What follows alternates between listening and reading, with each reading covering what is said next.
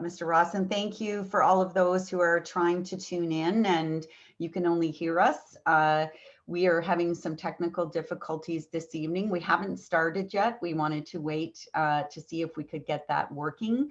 You can just stay on this stream and just hear us and not see us, or in the comments, there is another link that you can go to in order, hopefully, to hear and see us. And of course, this is all audio and video recorded, so you'll have the opportunity to watch it all at another time as well, if you so choose. So we were just asking staff to introduce us to the 2021-22 budget. And I'll turn it back to Mr. Rayner and Mr. Melanishan. Welcome. Thanks very much, Your Worship. I fully was joking when I said the internet would crash as we all started to download this. Poor timing in my joke. Hopefully people are able to get the budget in the next few minutes or so, over the next few weeks, as Your Worship pointed out. As council and the community have the opportunity to review this fairly significant document, but it's big text and not a lot per page. So I know you'll be able to get through it in preparation for those council deliberation days near the end of the month, which we'll talk to in a few minutes. But this page, web page that's on the screen right now, innisfil.ca/budget, is the main landing page, which will have all of the key documents for the public and council to look at as we move through this process. And so invite people to take a look at that. There's also a link there to be able to jump off to our Get Involved, which is our engagement site from that main page, though. Okay, great. So the next slide. So for those of you who are able to open it up, you'll take a look. If you could take a look at the index. What we'll do tonight, Your Worship and members of council, is just essentially kind of give you the lay of the land of the budget binder, how to read it, what to look for, where's the information, so that hopefully we make your navigating of this significant document a little bit easier. And of course, this PowerPoint will be presented or will be available for you to reference later, so you don't have to scramble down the notes or anything. So I've divided it. We've divided it up just a little bit, just to make it a little bit easier to follow. So the first 20 pages or so of the budget document are the budget basics, and these cover a lot of the things that you will have seen before in our budget documents. Things like how much of the tax dollar do we actually keep, the other components of the budget dollars, police and county and those kinds of things. And of course, we've got some information about COVID. Next slide, please. And as I mentioned in the introduction, for those of you who missed it, this budget takes several months, almost the whole year to prepare. And through that process, of course, we've been managing through a pandemic. And so that's impacted our service levels, our forecasting, the economic environment that we're predicting for 21 and 22. And so a very significant challenge for sure, but want to make sure that this budget speaks to the community and its financial reality over the next 2 years. Next slide, please. And the main thrust of our information that is helping us with that process and being COVID responsive is our community needs assessment that council received in August, which identified those 5 main concerns that our community had said that COVID is causing: mental health, access to reliable information, their own economic security and that of their family, local employment or just employment generally being very, very precarious right now, particularly if you're in the hospitality sector and a few others that have been hit so hard. And of course, our community building with all of these safety guidelines. How do you have service club meetings when you can't get together in a room? A real challenge, but this budget has taken those pieces of information and those concerns from our community and tried really hard to incorporate those pieces into our services. And of course, all of that leads to the what we believe is the lowest increased tax rate proposed in history of Innisfil. Unfortunately, we don't have data going back to 1991, so we'll rely on Your Worship and Councillor Van Berkel and others who have a memory that goes back that far. But anyways, it's very low, the lowest that certainly in the last decade. that council directed us to try to meet in order to be able to manage the fiscal challenges that our community is facing. So a 0% blended tax increase for 2021 and a 1% blended tax increase for 2022. And as you'll see, what that means is for people who have their tax bills from 2020, they won't pay $1 more in 2021. It'll be exactly the same as 2020, and we'll walk you through that. So I'm going to turn it over now to our CFO to take you through the detailed CFO Treasurer financial overview section, just some of the highlights. All right, thank you, Trainer. If you just flip to the next slide, please.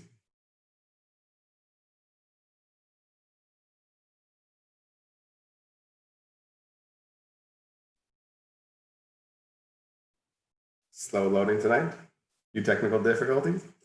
As Mr. Rainer suggested, we went back to, as you know, to the council back in the spring, in summertime, to come up with some budget direction, and we are aiming towards a 0% increase for 2021 and a 1% increase in the blended tax rate for 2022. And that's what we've developed the budget book around. So next slide, please. The budget book itself is a very large document, nearly 500 pages. So we do have a table of contents in the beginning, but we decided that we would try and simplify it for council, for the community as well. This being my first budget cycle for the town as CFO, it's been incredible to see the energy and organization that's gone into this document over the last 8 or 9 months. Truly impressed by the work that's gone in and the dedication to the community. Because there's a lot in this budget book, we thought a Reader's Digest version might be very helpful, and that's why we created the CFO Treasurer Financial Overview. It'll give you a good sense of the direction where we're heading, really to help you understand. Although it's 34 pages long, it is a good abbreviation or summary that I really encourage everyone to read, council and the public as well. It highlights the challenges we as staff faced in developing this budget, and the rationale behind some of the recommendations that we are presenting toward council. Next slide, please.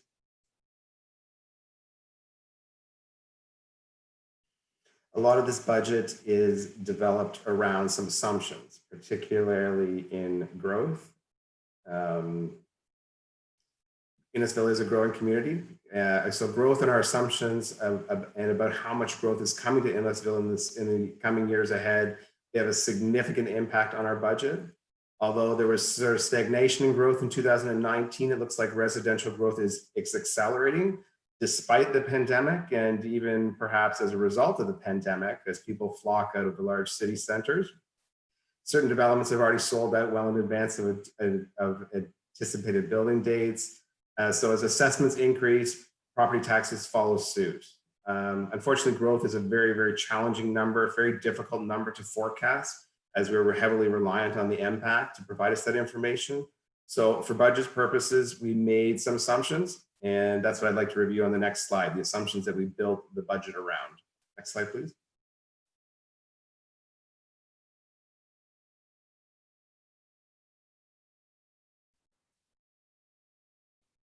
In developing our assumptions for the budget, we've taken a very conservative approach in establishing the 2021-22 budget, putting together the budget. As directed by council, as we stated, we're trying to achieve a 0 or 1% blended tax rate for 21, 22 respectively. As well, we're putting a pause on the capital levy, which is typically an increase of 1%, with the intent of resuming that into 2023, excuse me, to ensure that we can maintain our capital projects. We have a targeted growth, relatively conservative, of just over 2% and 3% for 21 and 22 respectively. And some of the other assumptions that are not necessarily in control of this council, but are our partner organization budgets that get built into our tax levy. So for example, for police services, we've assumed a 5% budget increase. And for this year, for 2021, for the county portion, we are anticipating a 0% increase, but that's still to be approved or ratified by council, county council late in November. So there is some risk there, but we have made the assumption of a 0% for 2021, which is great news. Next slide, please. So the development of these assumptions, we've been able to sort of dollarize that and in respect of how it's going to impact the average household. So based on the average residential assessment of just over 440,000, we anticipate $0 increase. The great news for the town, for the residents, and moving forward into 2022, a modest, just over $44 increase in budget in your tax levy for each of those respective years. So despite some increases in areas, we've been able to find offsets in the town's budget to help achieve those target blended rates. Next slide, please. So just carrying along through the budget binder, we've summarized just after the financial overview, which I encourage you to read. Pages 56 to 61 highlight various aspects of the budget in an easy read format, operating budgets by revenues and expenses, by service bundle. Sorry, I think we've lost the slide. There we go. Sorry. So the operating budgets by, so revenue and expenses categorized by service bundles, so you can have a true appreciation of how much each of these services costs. As well, we split out capital budgets by service bundle and by funding source. So just a few key highlights as you work your way through those tables. Two things to note: the capital levy, although we have it at 0%, there is some capital tax levies going in there, but those are particularly related to homes that weren't paying existing capital levy, but now they're starting to pay for it as they come on the assessment roll. So there's a little bit of capital levy in there. As well, significant impact is the OLG revenues from the casino. They are down for 2021. We're anticipating them to be down by about 70%. And we are anticipating as well a ramp up for 2022 of probably about 75% of 2019 levels. But there still is a great deal of uncertainty. And that's why the sort of the plans and the development of the budget that we put forward takes into account some of these issues. I'm going to pass it to Jason for the next slide. Great, thanks very much, Mike. So the next sections deal with the business plans themselves for the different service bundles. The first chunk from page 62 to 306 are for the external services that the town provides. And unlike last year, this year's budget includes all of the project capital sheets for those service bundles right after the service business plans.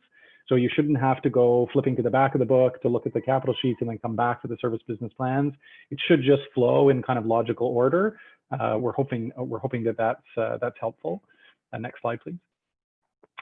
So there are some significantly challenging. Sorry, I thought I froze there. Just waiting for the next slide. There were some tough choices that your administration had to take in order to be able to provide that 0%.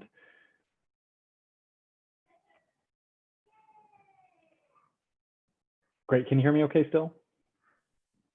Okay, great. So as I said, there are some tough decisions and some tough recommendations that your staff are presenting in this budget binder to achieve that 0% blended. We're looking at a reduction in our volunteer firefighter service levels down from the 99 that are currently approved with a reduction of 15, 5 of which would occur through attrition, and the other 10 are already not in play. Specifically at this time, those positions haven't been filled. And that has a lot to do with the way we recruit for volunteer firefighters. It's not economical to train one volunteer firefighter at a time. So we typically wait until there's a number of positions to fill, and then we do a recruitment class. So that's that situation there. So you'll see those specific, that service level change request outlined in the budget binder as its own specific document that's again follows the fire protection business plan that you'll see in the budget. There's also a platooning recommendation for medical calls for Station 4 in Cookstown, which is also outlined in the budget binder at page 254. We've made some recommendations around roadway service level maintenance, specifically slurry seal on page 199, and gravel resurfacing, pausing that program That's at page 201. And so again, these service level change requests have very specific documents that outline the business case behind those service level changes. You're probably used to seeing service level change requests in that document, but typically that's for increasing the budget, adding more staff, that kind of thing. In this case, you're seeing them as service level reductions, as change requests in order to be able to meet the target. We've also postponed the capital levy, as Mr. Melishin indicated, or at least we're proposing to postpone it until 2023. There is inevitably an impact on our capital program for the outer years as a result of that. We continue to try to close the infrastructure gap, but that will be slightly delayed as a result of that delay on the capital levy.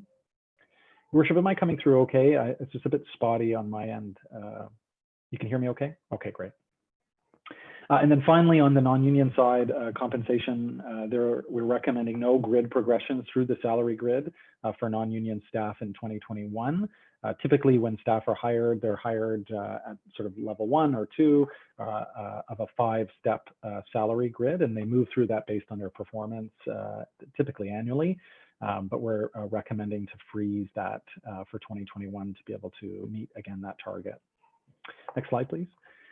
On a brighter note, we have introduced a new capital projects mapping system for this budget cycle, which we hope will really help residents get engaged with the capital works that are happening in their area, because they'll actually be able to see it on the map and get a sense of what those projects are.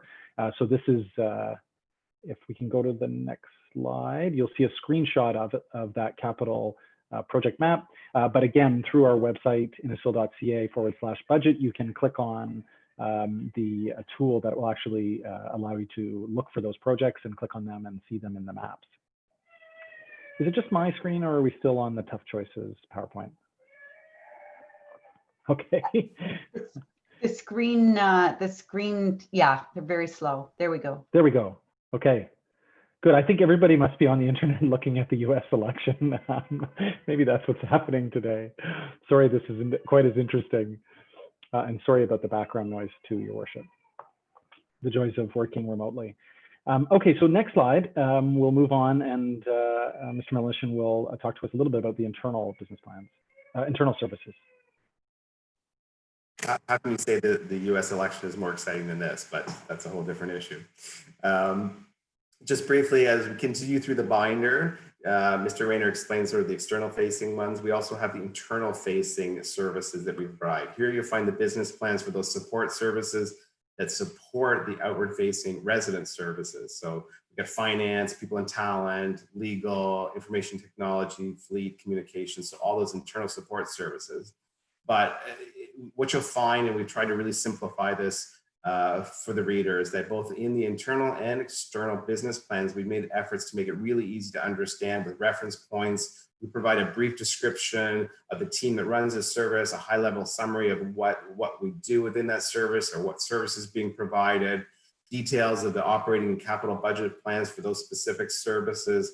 Something that we're really proud of and really refining year over year is key performance metrics. And these are designed to help us keep on track, make sure we are achieving the levels of success that we really want to within those service bundles. We also provide how the budget, this budget aligns, and the strategic direction within the budget aligns with Council's overarching strategic plan, Innovative Innisfil 2030. As well, the costs, which is interesting to see, the costs for those shared services have actually been allocated out to the public facing services, and Jason's just going to explain that a little bit on the next slide. It's something we've added, a feature we've added to help you understand the true cost of each service. Next slide. Great, thanks, Mike. Next slide, please.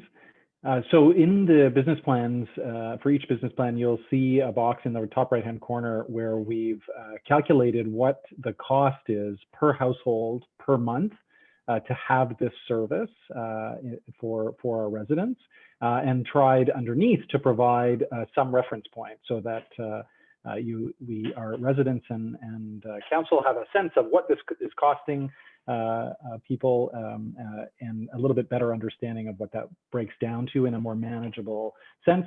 You know, we often compare what people pay in Netflix and what they pay for their Rogers internet or their Five internet to those town services, and what's the value and how do they understand that value. So we're hopeful that that's a helpful guiding tool to work through. Next slide, please. So then the final sections of the budget binder are the appendices. And because the capital project sheets for 21 and 22 are actually embedded in the service plans and they flow more logically and chronologically that way, the appendices are not as long as they were last year, or last budget cycle, I should say. Two appendices we wanted to highlight really quickly. The first is Appendix A at page 420, which deals with the summary of the our staff complement. And so you'll see that despite the 0% budget target for 2021, we are recommending 3 positions. Those are contract conversions. So they're currently being filled by contract. And so the contract dollars are in the budget for the most part already in the base budget, but we're recommending that those get converted. Those 3 positions are one in information technology. IT, as you can imagine, in a remote work environment is just buried, as well as many other departments. But so we're recommending that contract be converted to a full-time position, as well as communications, just so critical to continue to keep our community engaged and informed, as well as a town square programmer to actually activate that physical space, that new space. And staff have made service level adjustments and found efficiencies to be able to find the room to make those positions still come in at the 0%, and of course mostly because those are contract dollars already. There are a number of other recommendations for new staff that were made as part of the budget process internally. But only these 3 are being recommended by staff. We have included a list in the budget binder. You'll see where staff would have recommended some new staff. For example, bylaw officers. We still have the 4 full-time bylaw officers that have been with us since, or those positions have been with us since I started in 2010. We're in desperate need of new bylaw officer positions. But again, trying to meet the 0% target, we're not actually recommending those in this budget cycle. Next slide, please. And just to catapult off the discussion about appendices, as Jason mentioned, there's no detailed. We have the detailed capital sheets for the current budget cycle 21-22, but we have not put detailed capital sheets in for 23 to 2030. Typically, we would have undertaken an in-depth sort of 10-year capital plan projection or analysis. We've made the decision to delay that analysis until next year for a multitude of reasons. For example, we have many master plans that are being updated that'll help guide that decision, that analysis. As well, we are taking significant efforts to increase our improve our asset management planning protocols and procedures, which will help refine the capital budgeting process. And those should be in place by early 2021, spring of 2021. As well, we're trying to ascertain the impact of the delay on the capital levy of the 1% that we're holding back on, plus trying to get a handle on sort of the impact of COVID on those capital projects. So we thought it prudent just to hold off for one more year as we get out to a longer projection. It is a bit of a challenge to project further beyond a few years. So we made a decision that we're going to hold back until next year to do that deeper dive analysis. So in the appendices, it's not detailed sheets, but they are the listing of our recommended capital projects for 23 to 2030. Next slide, please. So I'd just like to summarize sort of some key dates as we move forward. The goal is to obviously get the budget wrapped up before the new year starts. It's always a good thing, good business practice. We're tabling the budget today for your review. It will be open to, I think it's already open to the public there for review. We will start budget deliberations for 2 solid days, November and November 30th and December 2nd. Will be full day deliberation days. where council will interact with staff, and we will live stream that and have open, transparent discussions on the budget. And if council recommends or makes any suggestions, at that point that will happen. One thing we're going to do, and we're going to try, that was very successful in the planning exercise for the orbit, we had a YouTube live stream open session, forum session, and it's going to go Ask Us the Budget. So we will be entertaining questions. We'll take questions in advance as well on the live stream to answer any questions that the public or council would have on the budget. So we're going to try that for the first time this year. Looking forward to that. And hopefully, as we wrap up before the holiday season kicks in, December 9th or December 16th, depending on how many revisions, if any, are required, staff will present the final revised budget for council approval. So hoping to have everything wrapped up well before the holidays start. Next slide, please. As always, Your Worship, members of council, we're interested in what the community has to say, and we're excited to be able to launch a number of budget tools that we hope will help people engage. The 500-page document can be intimidating, so looking for ways to be able to get people involved. So, of course, our Get Involved website will have the opportunity for people to comment and provide specific details about the budget and their comments. But then more specifically, next slide, we are introducing a couple of new interesting tools. The first is a sort of balanced budget tool that allows people to go in and actually make changes to the service bundles, to add more dollars to certain areas, take dollars away from other areas, and that toggle across the top will tell people whether they've got a balanced budget based on the number of dollars coming in, the revenues with the expenses that they've asked for. And assuming we don't want a tax increase, then it's got to be balanced. And so you can see there at the bottom of the screen, I know it's a little bit hard to see, but there's they can specifically go into the service bundles and add money or take money away. And so and then they'll be able to submit, and we'll know that one of the first questions it asks you is if you're a resident. And so we'll have some interesting data, both from residents and non-residents, if everyone tells the truth. And then we'll be able to share that information with council.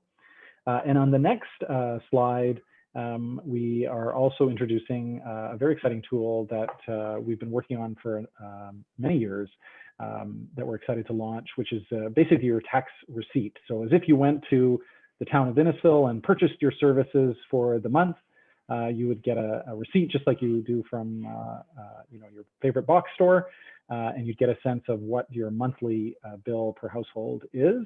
And so this tool actually allows you to put in the value, the assessed value of your home, or homes if you have several of them in Innisfil, and then you'll be able to see, you click submit, and then you'll get the monthly breakdown by service bundle of what those costs are.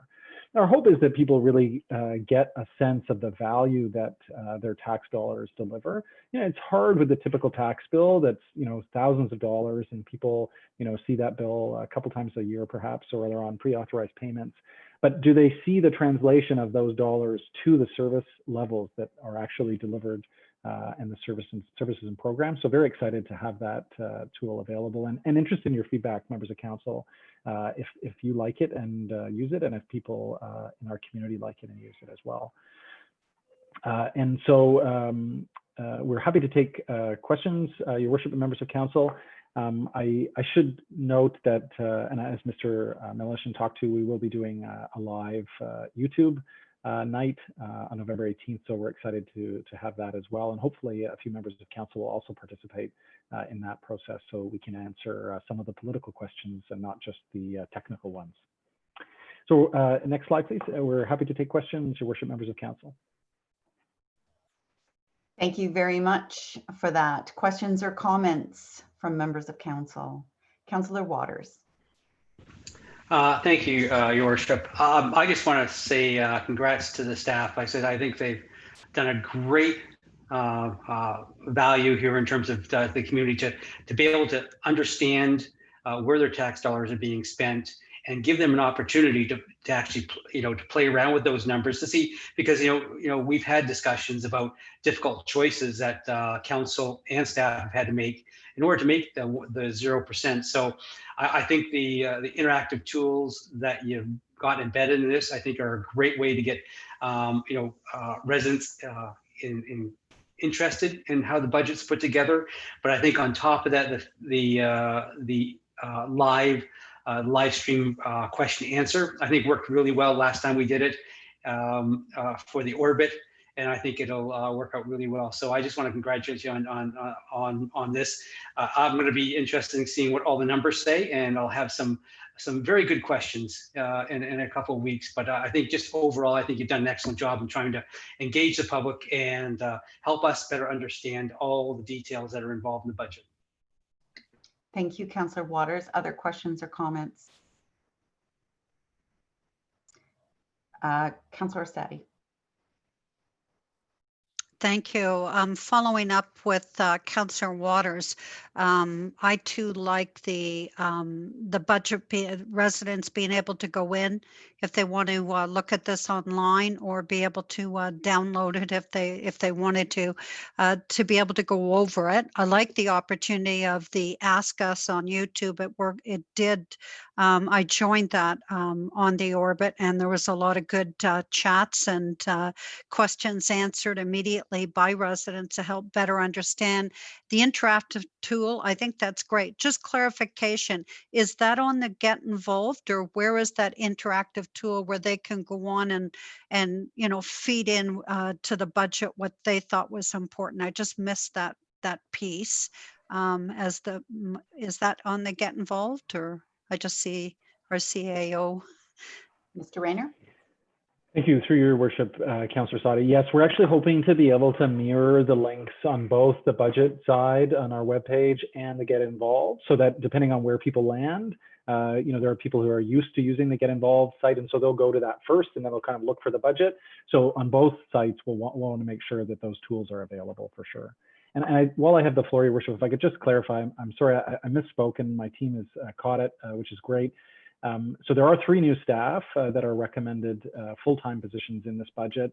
No budget dollars because of contract staff, but it's 2 IT positions, 2 information technology positions, 1 communications position.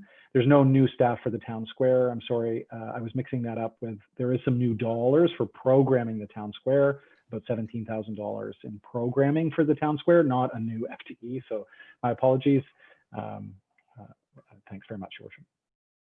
Thank you. Questions or comments from members of council? I have a couple of questions. So my first one is regarding MPAC. So this was to be a reassessment year, and because of COVID, the Ministry of Finance decided to punt it. Do we know, is that going to be in 2021, or do we think they're going to punt it again? Our current understanding is it's only deferred for the 1. So I don't know that they've landed a definitive answer for that, but we are anticipating 1 year. But I think we're 99% sure that it's just for 2021. It's going to be in 2021, sorry. It will be revised in 2021. Great. And I think some language around that in the budget preamble would be good as well, because people quite often don't understand how much the reassessment affects how much taxes they pay, way more than how much we actually budget for. So, and that relationship, I think, is not really well understood by most people. So I think that would be really great. I'm really happy to see the map, the interactive map with the capital projects. I pulled out my Simcoe County. They're still doing it the old-fashioned way. So they've got a map of the county, and there's Innisfil, so you can see all of the projects, the county projects that are in Innisfil, but it's on a big piece of paper as opposed to interactive. So that's good. The county will be, which represents about 1/3 of your taxes, or sorry, 30% of your taxes, 28, I think. The county council will be starting with their full day budget deliberation tomorrow. And that'll be live streamed. So please feel free if you're interested, and that leads me to the next question. So I love the 2 interactive tools, fabulous. We've had the other one before where you can, juggle around and spend more money on this and less money of that. And it's really important, because if you don't have that kind of a tool, people say, I want better roads, another library. I want, everything. Oh, and I want my taxes to go down. So the tools like that really help kind of make it real. But the other tool is fantastic as well. But it doesn't include county services. Well, on there somewhere, will it say county police, or it's just the services that we provide? That's, again, something that people don't understand, that we provide, that the money they pay us goes to pay schools, goes to education. So, but all good, all very, very good. And it looks good, and I look forward to diving into it over the next few weeks. My ask to council is this, that we do our very best to get the questions, get into it, get the questions out to staff, rather like on this end of the budget days versus on the tail end of budget days. My selfish hope is that we can land this sometime before Christmas. And that is because we've had our foot on the gas since March. We normally would take a month off in August or in July. We didn't do that. We were full speed ahead and haven't had a break. So, and therefore neither has staff, because for every meeting we have is a whole bunch of back work and front work for them. So if we can get our debate done and get this ratified before Christmas, then I think we can all have a week or two at Christmas where we can just exhale and get ready for 2021. So that would be my ask for you. Not trying to curtail discussions, or just get them out on as much on the front end as you can. So if we're going to do amendments and recommendations, we can do them on November 1st and on December 2nd, and get them back out to staff so they can churn that around and get it back to us. And did that generate any other questions or comments from council? Councillor Arsati. Thank you. Just clarification on your comment there, Your Worship, when you were saying getting the questions to staff. Am I to understand that you want us to send all of our questions to staff prior to November 30th and December 2nd, and only debate items on those days? Is that? I'm going to defer to staff to answer that, whichever way they would like it. Thank you, Your Worship. Through you to Councillor Sadi. It's a great question, and certainly we're in your hands. I think the more opportunity staff have to work with you to help clarify matters and brainstorm opportunities, if there are specific amendments that you're looking to pursue, as much of that, if it could be done this month in November, as opposed to waiting until the deliberation days. And part of the reason for that is often, as I continue to discover, despite my decade here, there are unintended consequences when we start making changes. There are reserve balances that we have to take into account. There are different revenue streams. So finance is excellent at doing that work, but it's really time consuming. And so it's very difficult to be able to turn from the November 30th to the December 2nd. A lot of work, even though they'll be working no doubt through that time period. So as much of that as possible, we'd like to try to be able to give you options and think through that in advance, if it's possible, over the next few weeks. We know that there will probably be one councillor, at least, who doesn't open the book until a few days before the deliberations. Maybe not on this council, in previous councils that's happened. So just very much, as much as possible, supporting her worship in those comments about, trying to crack it early, pick the time that works for you over the next week or two to try to dive into that, so that we can help you prepare for those deliberations as much as possible. I know it won't be this council, CAO Rayner. I still remember Councillor Waters coming into his first budget meeting with about 3,000 sticky notes sticking out of his budget book. Councillor Arsati. Thank you. I think just the noting that the 500 pages is something that we can't go through in a couple of days. It takes time to delve over it, to put our own little Post-its on it, to, I have my notepads going furiously. So, it's really 3.5 weeks to get to the first deliberation day. So it's going to be a lot of reading in that time on top of other meetings. Thank you. Thank you. And I'm just asking you to do your best. It'd be for the benefit of all of us if we can get this nailed down, not only so that we can have a break at Christmas, but we all know the advantages of having your budget done early, getting out to tender early for projects. And it really does, the early bird gets the worm when it comes to early budget approvals. Councillor Sadi? Just as a follow-up, I know last year staff had set up, because we weren't in this virtual meetings. I'm going to call it a speed dating, where we could take our binders with all our things and just go to department heads to get clarification that we understood that part of the report right.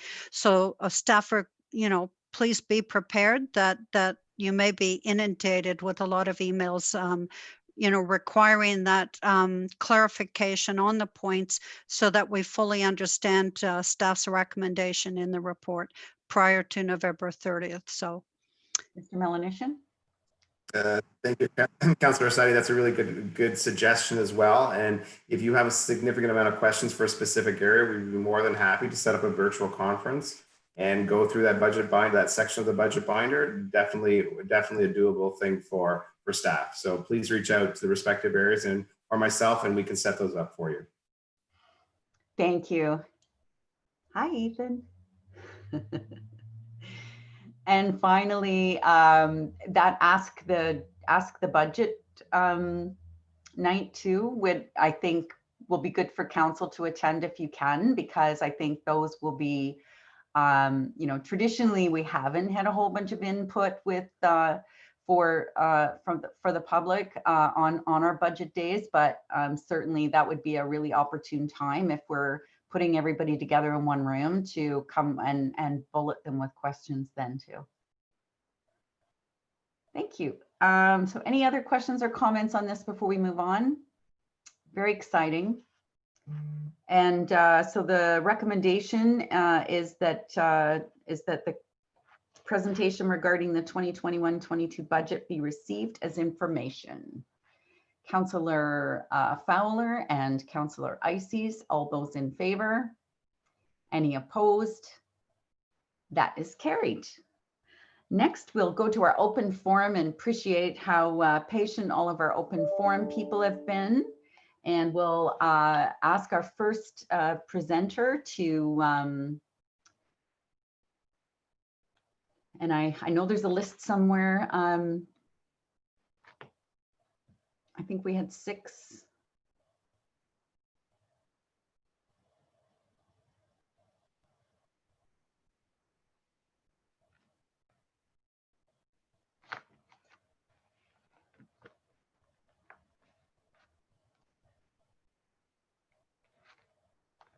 I know I've got it on my email.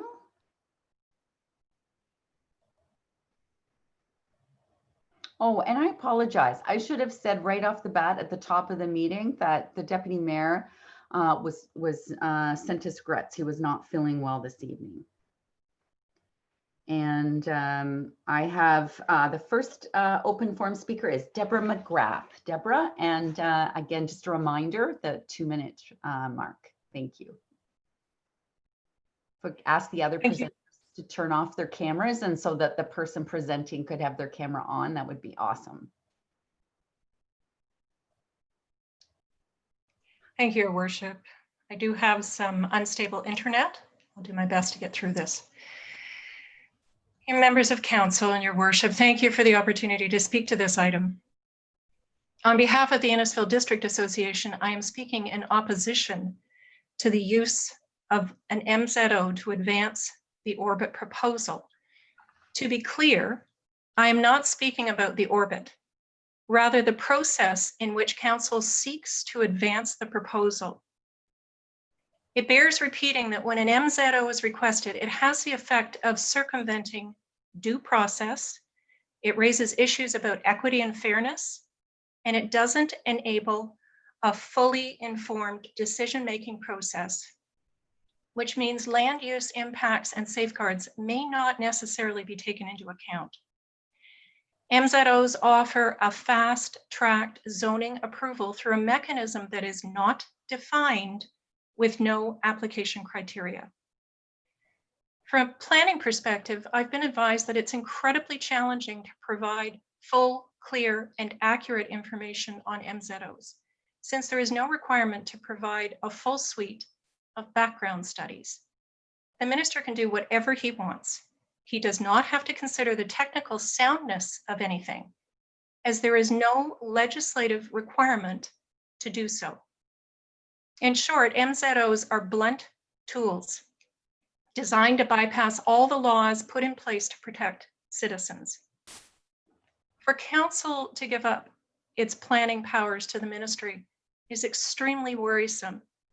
Approving this MZO is tantamount to losing full control, eroding public trust, and creating an uncertain future for this community. We don't believe that when council was elected, that was your intent.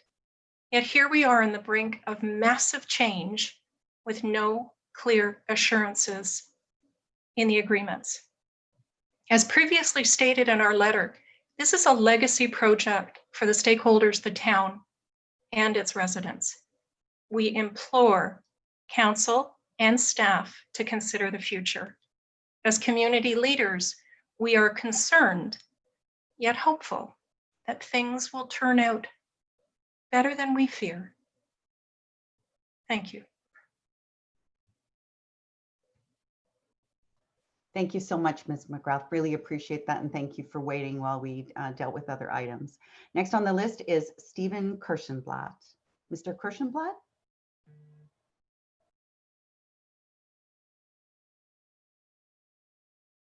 Sorry. Everybody hear me?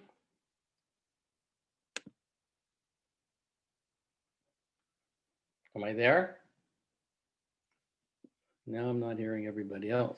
Yes, you're All good? You're all good. Please start. I appreciate that.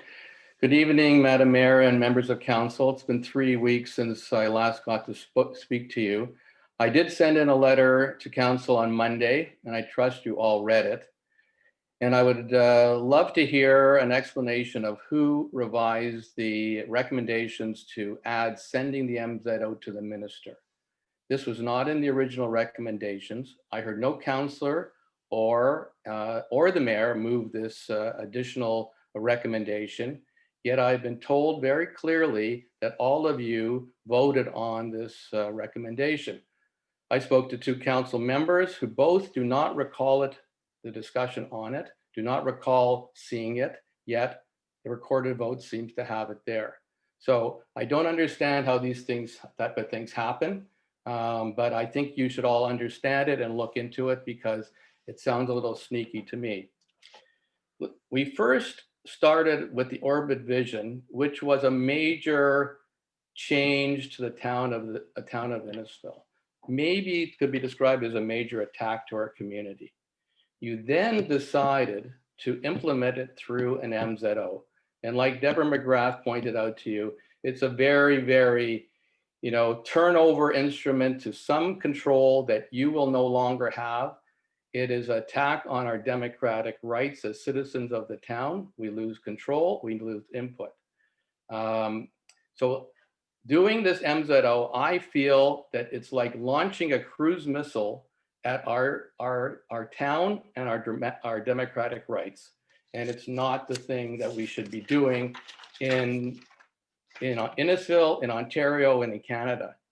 Should you continue down this path, you only see growing opposition and legal challenges against this MZO. And this is not the way to implement many of the admirable and forward-thinking goals of the Orbit Vision. The way forward is through public involvement, careful study, bringing in high-level peer review to ensure you can accomplish your goals without destroying our beautiful town. If there are other reasons to go down this path, the path of the MZO, you should explain it all much more clearly to us. Be much more transparent about the arrangements that you have with the developer and the assurances that we will see something worthy with input from all of us to create a very special place around that GO station on the 6th line. If you just continue on the way you're doing, hiding behind, I don't know, the mayor maybe, and her CAO, shame on all of you. This is not the way things are done. I have never experienced it in my 40 years active in development as an architect. And I beg you, please, to turn around, slow it down. And if the Orbit vision has all the merit that we all want it to have, we should bring it back to the public forum. Thank you.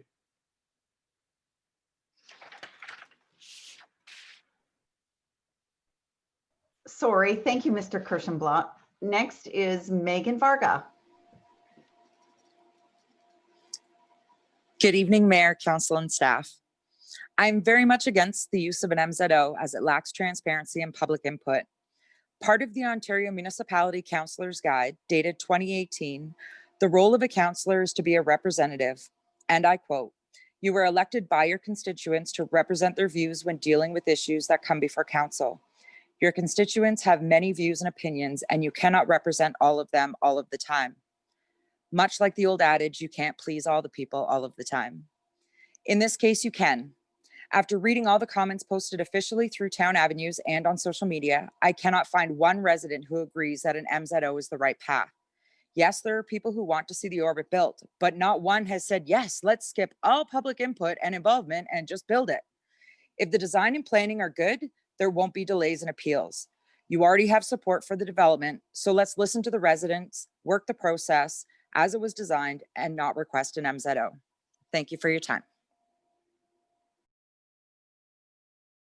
Thank you so much, Ms. Varga. Next is Leslie Pollock. Mr. Pollock? Excuse me, Your Worship. Mr. Pollock, I had sent an email in earlier that he was having issues with his connectivity, and I had suggested that he call in, but we have not heard back from him. I also asked if he wanted to get back to me if he had other issues. So, all right, that's great. Thank you for that, Deputy Clerk Toma. Next is Sandra Rizzardo.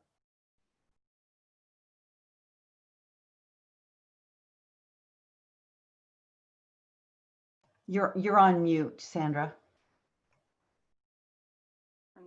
Okay, can you hear me now? Okay, perfect. Thank you so much for allowing me to speak tonight. I'm speaking on behalf of support of the Orbit, and in particular San Diego Homes and its participation in this project.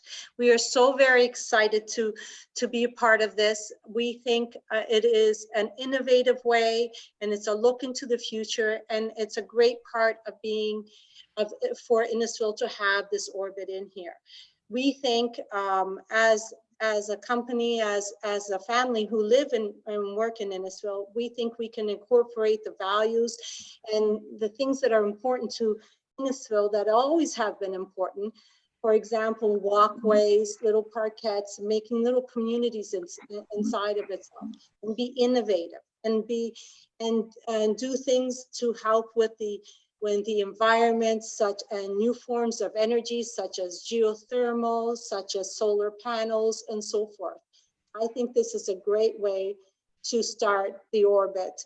And we believe that our subdivision where we are, I think will be a great way to mix the several communities together, including the 8th line, the 7th line, and the 6th line where the orbit will be. I think it's a great initiative and I support it. Thank you, Ms. Rizzardo. And finally, we have Megan McDermott.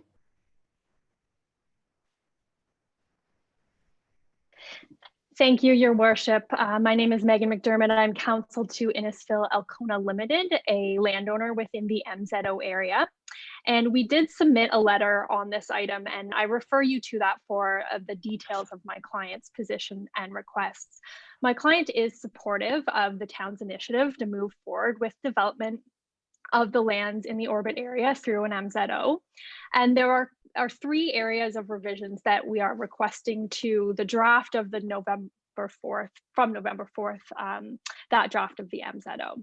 So I'm going to go in reverse order of my letter just for efficiency here.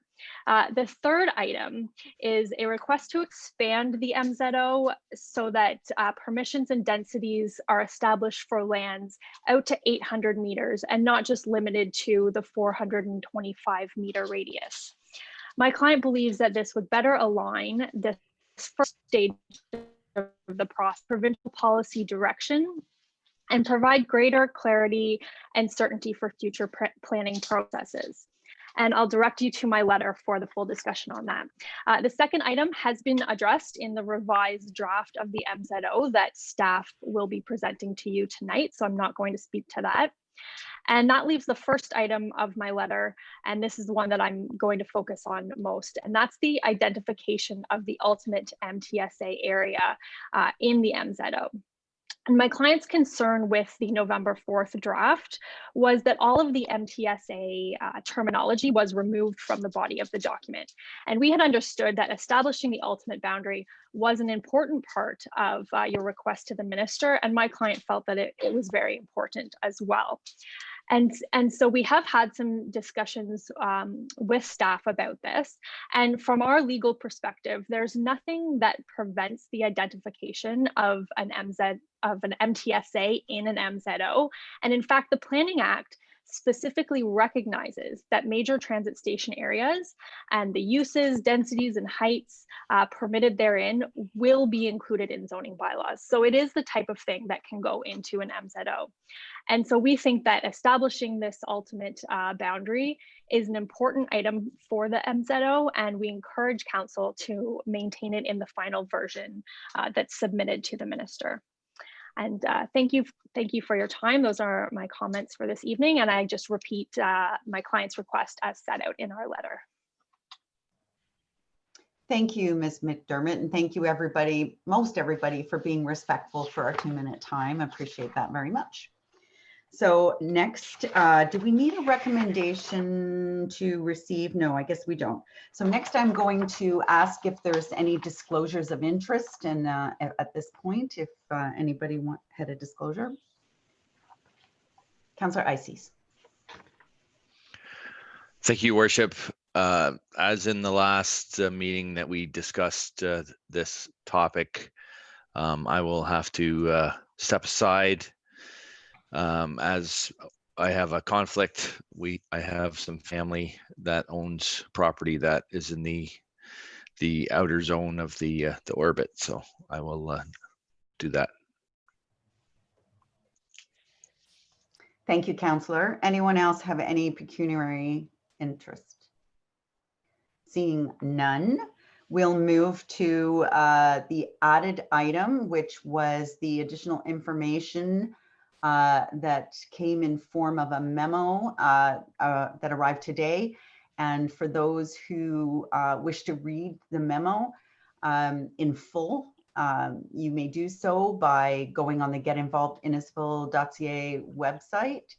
And I believe that that's been posted. So would it be Ms. Nordstrom or Mr. Kane who are going to introduce the revised recommendation, please? Thank you, Worship. And yes, the recommendations are essentially the same as what's in the staff report, just referring to the revised attachment that I'm going to speak to now as I summarize that memo. So just to walk council through the memo, and anyone looking at the memo online for the first time, it's fairly brief. And typically this doesn't happen, but at the same time, in the spirit of wanting to be transparent and wanting to include public input, despite feelings in parts of the community otherwise, we were making, and responding to last minute comments and revisions right up until the council meeting tonight. So I do apologize for the lateness of this, but at the end of the day, the changes that we are proposing to the documents and to the amendments, or to the resolutions themselves, sorry, are considered relatively minor, and we think worth just summarizing now briefly. So that memo, the background we looked at, it's been hard to believe 4 weeks now since this was put forward in the community, the draft MZO and the report that was released on the agenda. and then was subsequently emailed out notification the week of October 4th. Since that time, we had good debate. We've had public input online, and we've certainly been receiving many comments on Get Involved Innisfil. And what that meant was, together with the extra week that council provided to us to bring this to the special council meeting tonight, and we certainly appreciate that, was the ability to hear more from people, to respond more to people, and to incorporate some of those ideas here before us tonight. And it's been a process that we are glad to do. Certainly, when we're hearing comments otherwise, that MZOs can be a non-transparent process. That said, we certainly, when taking careful consideration to use this tool, we wanted to make it as transparent as possible and maximize that community interaction. And I've personally looked at every comment that's come in to Get Involved Innisfil, and between Ms. Nordstrom and myself, we've responded to each and every one of those comments and considered them as part of this report. So going down into page 2, where we have a table of changes. These are changes that are between the staff report that is online tonight for this meeting, November 4th, and what's attached in here. So there is a slightly revised version tonight of that draft MZO, and I'm just going to go through what those changes are at a high level, but keeping in mind the changes aren't that complicated to begin with. So the first one is in response to, as part of that amended recommendation that was given at the last council meeting, there was a request for specific reference to affordable housing and also to recognition of other options of affordable housing. So what has been done is that the definition has been amended to, not just use one example of a type of affordable housing, but also look at other examples and provide guidance as to what other forms may be available. And this was changed both in the definition of the MZO as well as in the site plan requirements attachment that would form part of any subsequent development agreement. So again, we think positive changes there. And also as part of that was one technical error that was picked up. And that's why the 20% below average was added in to that document because that was missed the first time. With respect to the major transit station area, we did hear that one comment tonight. Town staff remain, we remain committed to establishing an MTSA through the MZO. Since that initial draft that we presented to council back in October, in early October, the first draft MZO, we have heard that it would be difficult to insert policy into the MZO. The MZO is essentially a zoning bylaw for all intents and purposes. It's issued by the minister. And in this case, bylaws typically don't have policy in it. So, taking that to heart, we went through, we revised a draft. We tried to make up for the lack of an MTSA tool or policy label within that by, switching to a zone system where we have transit-oriented community zones to reflect the ultimate area of the MTSA. But thanks to new information and additional information in a review of the Planning Act, we think there may be a case to revisiting that major transit station area definition and policy within there. So language has been made in there as an initial attempt and to generate that discussion with our partners at the ministry to see if that's a possibility to do, and rest assured that staff will be continuing to look for an MTSA being included as part of that MZO. At the top of the third page, there's a minor change in transit-oriented community. Again, this is a technical change whereby at one point we were talking about each quadrant and 4 times 1,000 is 4,000, not 1,000 as we originally indicated. So that was a math error that we corrected.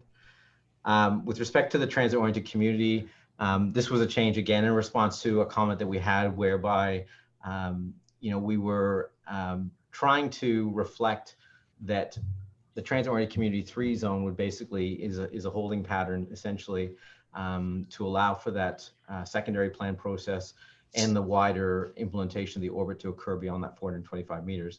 What we did inadvertently was freeze the uses in that previous draft to what was only existing. That wasn't the intent. And as a result, we were taking away permitted uses that people already had in those zones. So the idea is to allow people those existing use permissions they have in their lands now already afforded to them by the existing zoning bylaw, not to take them away, but to allow those to continue while the secondary plan process continues. So we wanted to correct that as well. And then the final change was just on the zoning map itself. Again, to strengthen the reference to major transit station area, we did change one of those labels on that zoning schedule to reflect the rationale above for continuing to support that policy direction of defining a major transit station area. So we look at the revised recommendations are only revised to not refer to the attached bylaw because we have made those minor changes. They simply refer to the updated ministerial zoning draft and the updated site plan process requirements that are attached to the memo. And then the final change I want to point out as well, to be clear, is that we had reference in previous staff reports regarding a joint consulting agreement to help with the processing of the applications and to make it more efficient and cost effective to process those applications for the secondary plan and the site plan. It was a new approach that hasn't been done before in town or as we understand other municipalities. We were hoping to have it ready tonight, but despite best efforts, we couldn't get that agreement in place in time. So we are still working on that. But what I want to do in particular is just indicate that, especially for those watching and those in the Zoom call, that we already have tried and true standard agreements and processes in the town regarding development agreements and cost sharing and fees agreements.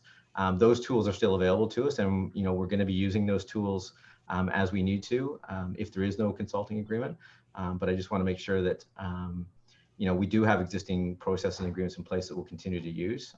They might not be as ideal in terms of timing and cost to the developer, but we are obviously going to be using those as we need to. So that's all the highlights of the memo, and I'm here to answer any questions if you'd like. Thank you. Did you just want questions now on the that are being proposed in this memo, and then we could go to the more fulsome? Would that be appropriate? Your worship, I can leave that discretion to you. I think the collective discussion would probably be might be the easiest one instead of splitting in two pieces, but I'll leave that up to council and yourself to decide. Okay, council, are we good then is there any specific questions on those specific updates first, and then we'll go to the whole? Seeing none, pretty straightforward, pretty much housekeeping. Okay, so now we'll, questions or comments on the staff report?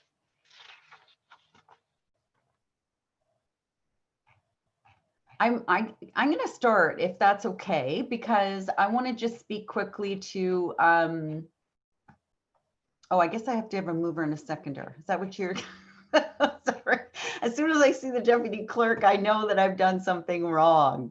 Okay, so a mover and a seconder, Councillor Fowler and Councillor Payne. And that is for the motion that is on the floor at this time.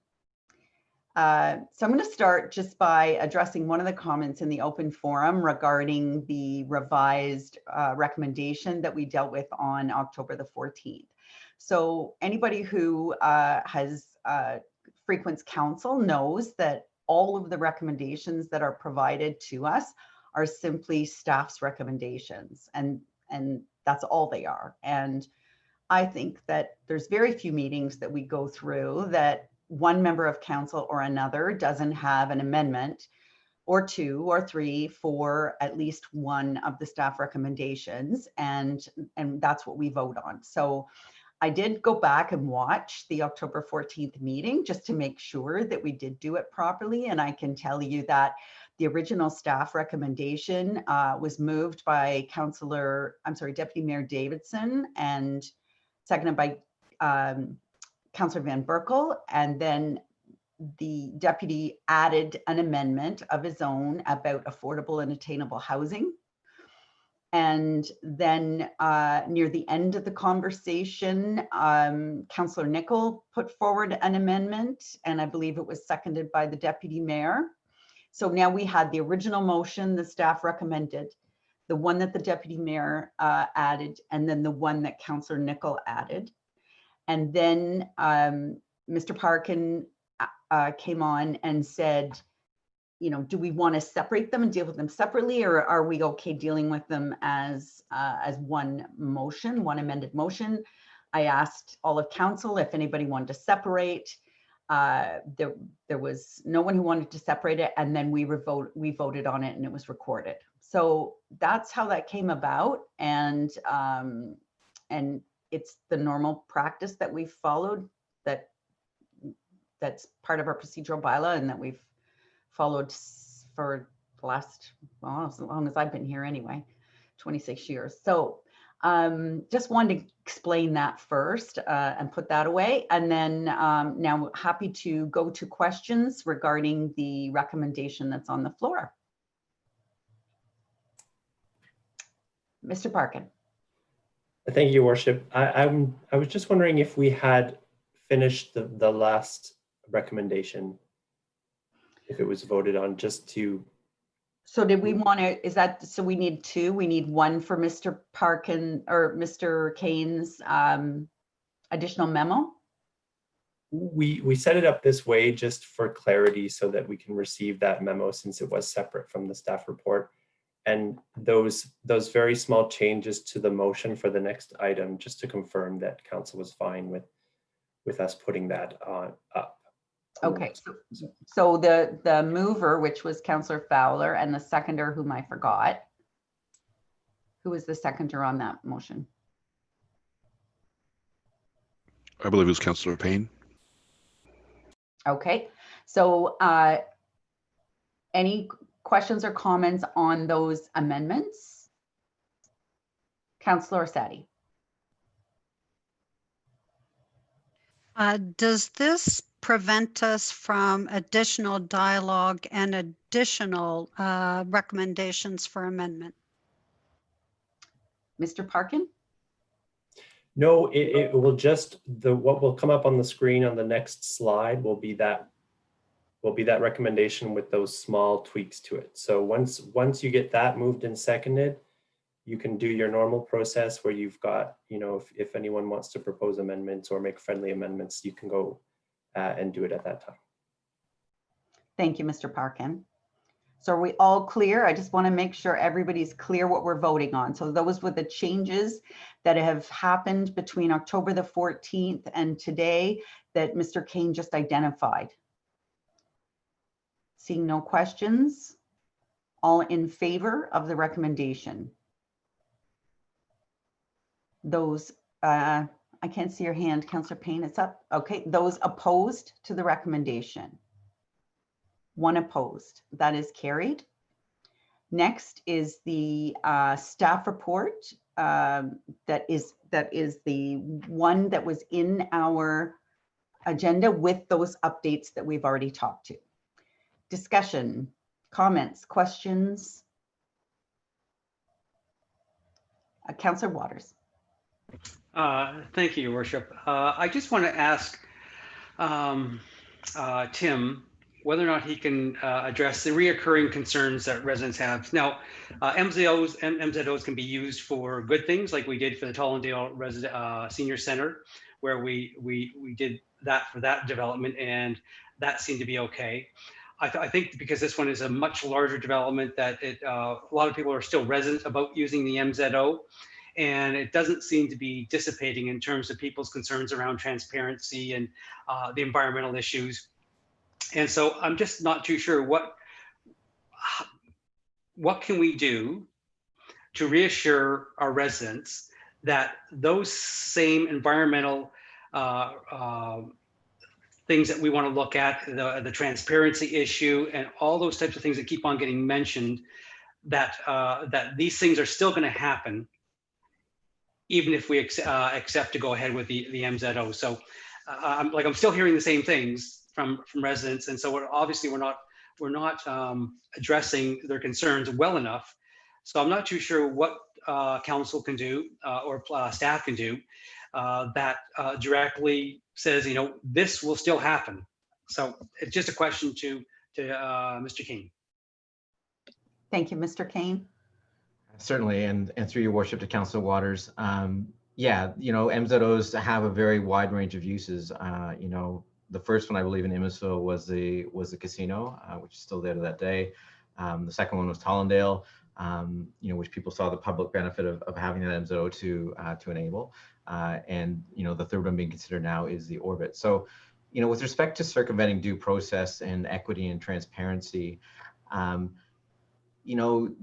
the MZOs that we see used, in a non-transparent manner, don't typically have a public process attached to them. So, when this tool is being considered to be used within the town, a key part of that was, how do we also insert, public consultation and public input into a process that you'd see in a more typical planning process that the town is used to having. And, over the last 4 weeks, I don't think it would be, it'd be out of line to say that, the amount of comments and input, that we've been seeking for this, quite honestly, probably exceed most typical zoning bylaws that we see, albeit this is a large one. But certainly we've exceeded what would typically be normal statutory requirements. The big difference is, that there isn't third-party appeal rights. And I think, that's the piece of the MZO that, potentially worries people the most, is not having that, sober second thought by LPAT. But at the same time, we know that, LPAT hasn't necessarily made great decisions for communities in the past either. So that being said, we have tried to maximize the consultation process for this. And that memo is evidence of that tonight, trying to insert those 11th hour comments that we were hearing and responding to. The other big thing is this idea of giving up control and handing our life over to the minister. And, this is probably, a little bit different in the current government than past governments. And, this government is certainly trying to move the province forward, certainly as we eventually emerge out of this pandemic. And we see that as being, one of the main drivers for these MZOs and the opportunity for these tools to be used. And part of the pattern that, we're seeing now with MZOs that, was less common in the past was this matter or this ability to deem the bylaw back to the municipality. So as you'll see, I believe it's still section 10, but I'll stand corrected, but one of the latter sections in that draft MZO has a deeming section. And basically what that does is that the minister approves an MZO and, quote unquote, imposes these zones on the town, even though we've drafted the MZO for them, but, puts those land use controls in place. But at the same time that they do that, they give that bylaw that the minister's just approved back to the municipality. And once that happens, it's, the municipality can treat that bylaw just like it does any other bylaw that it would have normally approved under its typical processes. So what that means is that you're not stuck with a bylaw that only the minister can change. You have a bylaw that, yes, the minister approved, but it belongs in the purview of the municipality, and that municipality can change that as they want. And certainly that was critical for us to include in this draft. We want that ability to do that. One, for a couple of reasons, is to, not be at the mercy of the minister if we want to make changes or improvements. And the second thing as well is, as we've said consistently, is, the secondary plan process that is going to be happening, slightly behind this MZO process, is going to want to look at zoning within the entire orbit. So we want the ability to go back and be able to make those amendments and improvements as we see fit. The other parts in terms of, not having, not taking into account other planning policies and running roughshod over other planning policies, I don't necessarily agree with that. Mainly because, the minister who writes a lot of those provincial policies, I'm sure is being advised by staff about, whether there's issues there.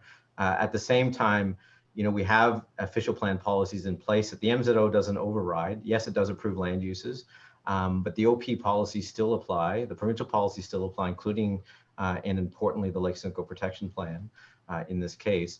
So those policies are still in place so that when we are going through and approving, the more detailed design of the site plans, the site plan processes, there is still checks and balances against those policies that are in place. So, for example, I can tell you that, every site plan right now that the town's approving, quite often we're going back to developers in those processes and saying, hey, by the way, this designated policy suggests that, you need to do this to maintain the health of the lake. And those changes are made in that detailed site plan process to ensure that the policies of the Lake Simcoe Protection Plan are being met. So, Again, the agreements, through site plan and the consideration through the site plan process are there as a backstop to ensure that, the MZO and those permitted uses, aren't running roughshod over the policies that we have both at the provincial level, the county level, and the local level.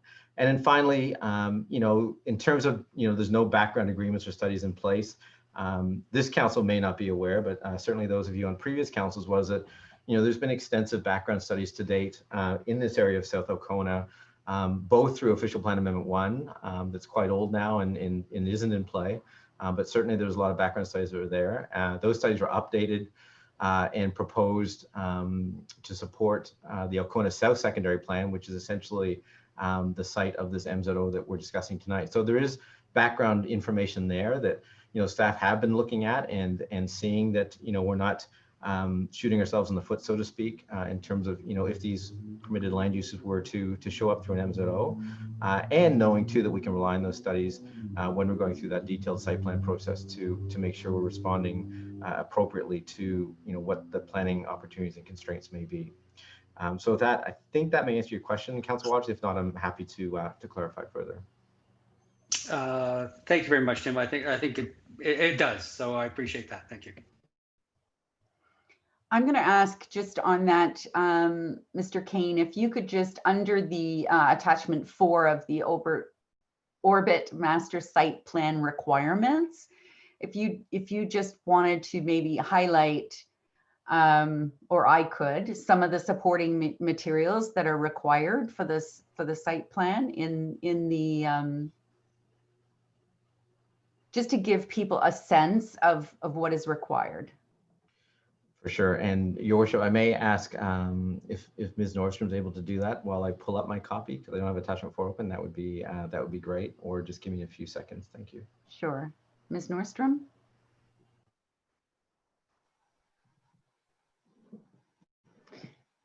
Yes, hello through you, Your Worship.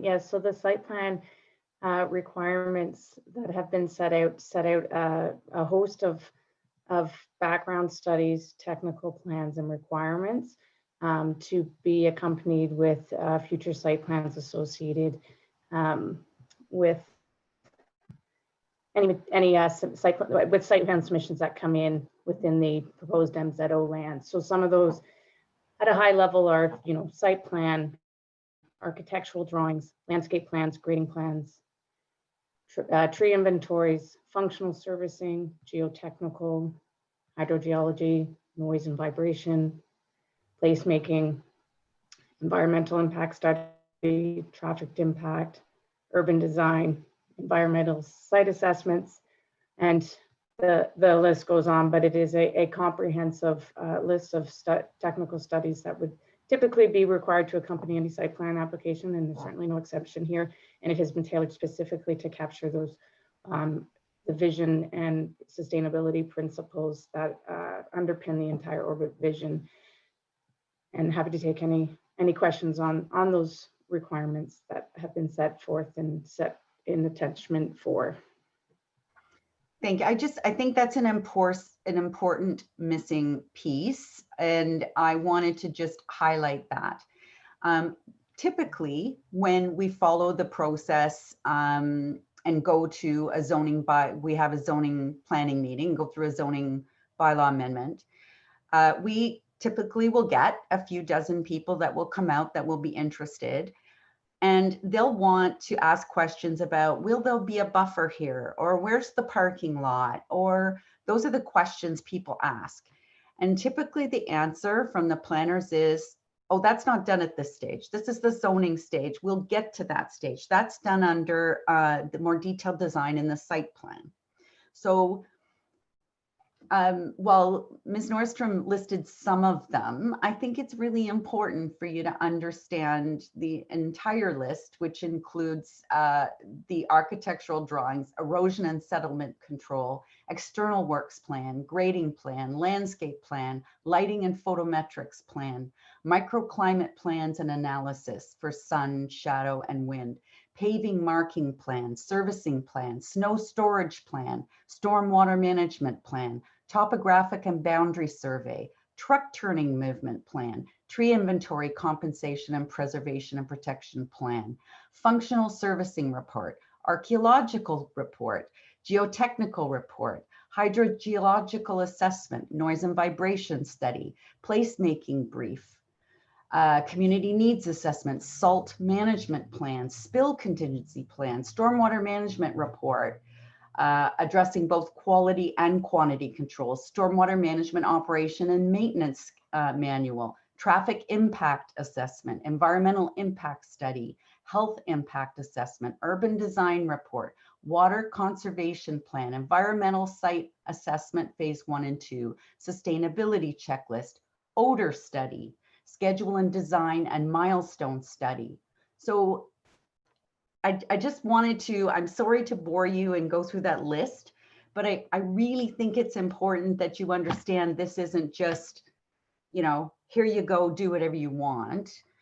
So I apologize for taking so much time, but I felt that was something that needed to be said. Councillor Nicol. Thank you, Worship. Sorry, maybe I missed it, but just procedurally, I know that we approved the updated recommendation, but then we have a revised recommendation. Do we need to get this on the floor to have the conversation, or did I miss that? No, I missed that, I think, unless I'll go to the clerk to see if we have a mover and a seconder for this recommendation. Mr. Parkin? I actually don't think we did capture one. So if we could do that now, that would be great. Good for you, Councillor Nicol. Do we have a mover and a seconder? Councillor Nicol and Councillor Arsadi?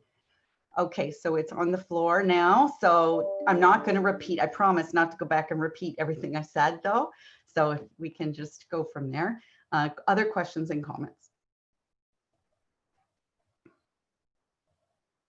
Councillor Arsadi. Thank you, Your Worship.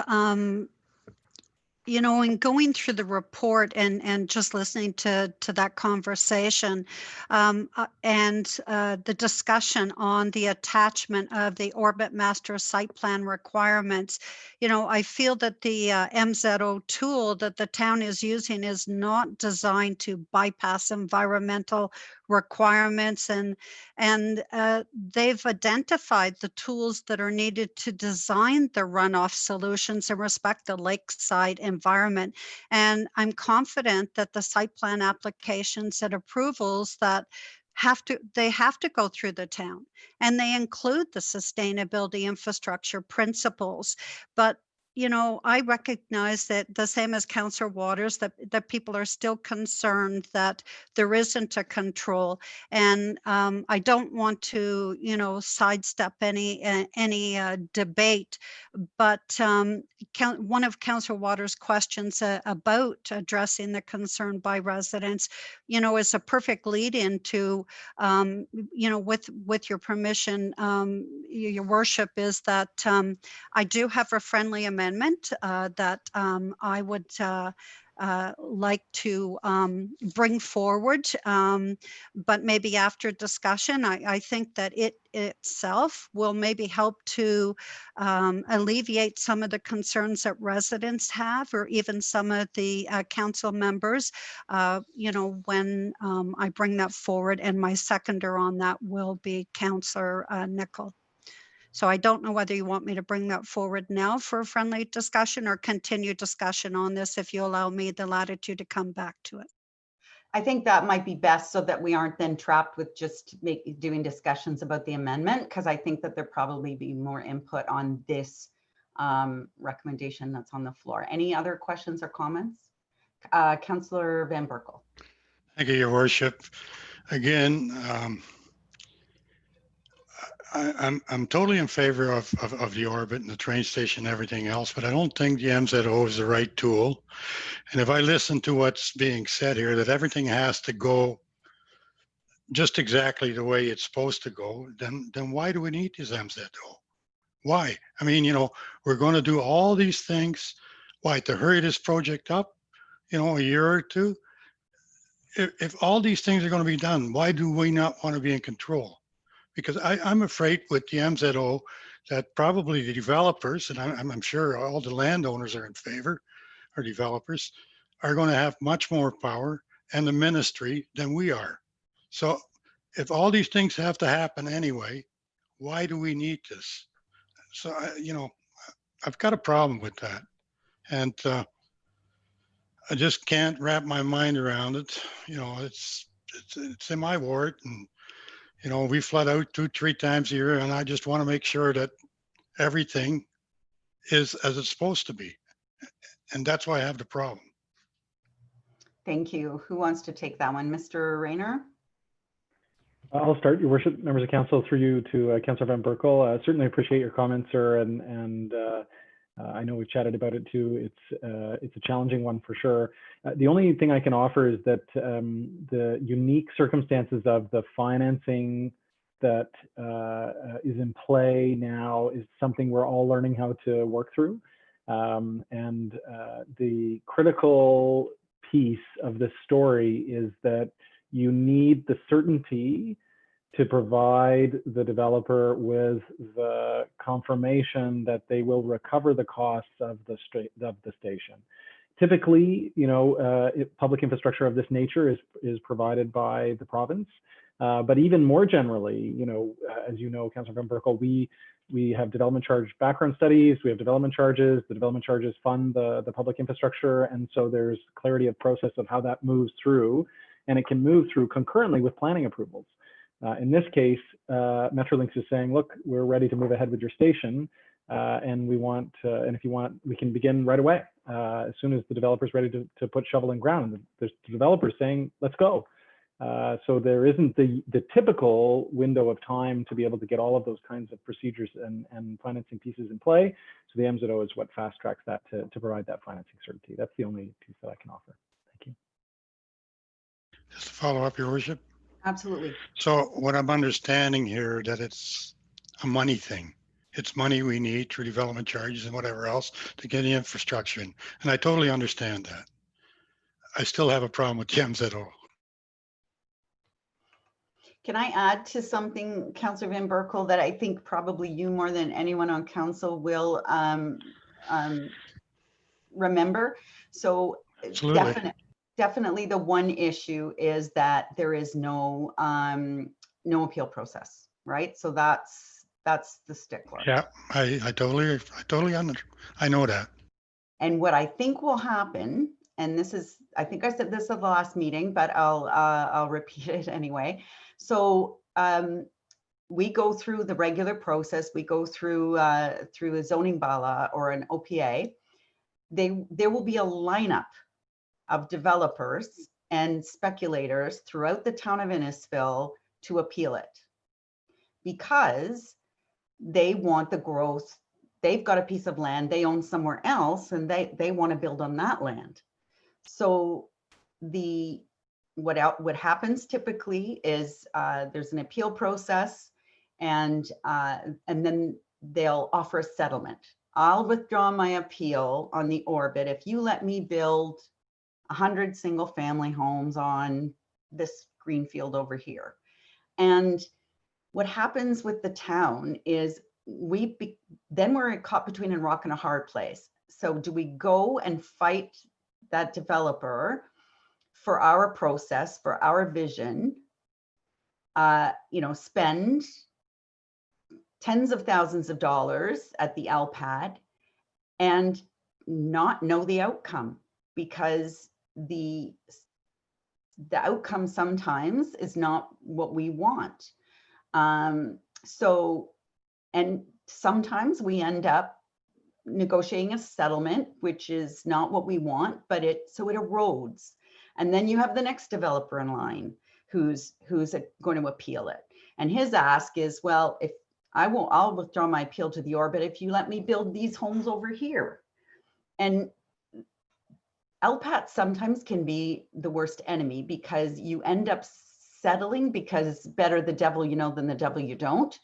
And it ends up eroding the process, in my opinion. So that's one of the biggest issues with me, is that I think that we would have a whole bunch of people in line saying me too.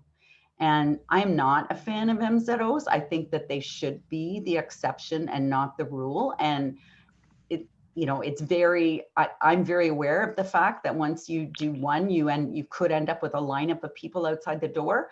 But I'm not one to be to use them, except when it's for the betterment of the town of Innisfil, and not just because it's easier. Councillor Van Berkel. That's okay, Your Worship. I'm not going to argue with you. I always like a good debate. You know that, Councillor. I know that.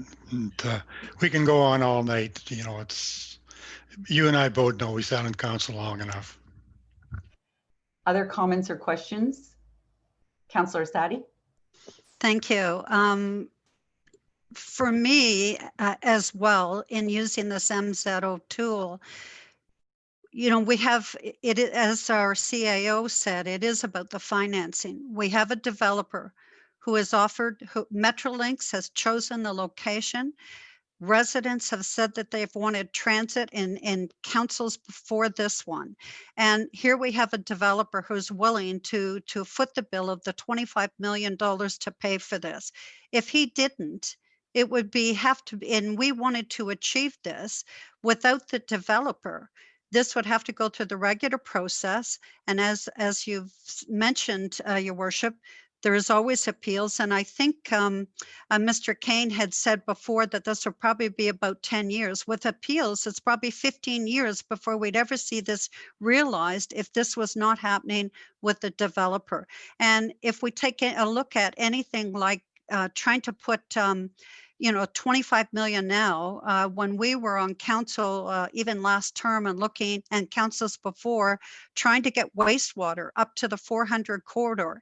I think it started at something, I don't know, 70 something million, then it was up to 135 million by the end, because you can't afford it.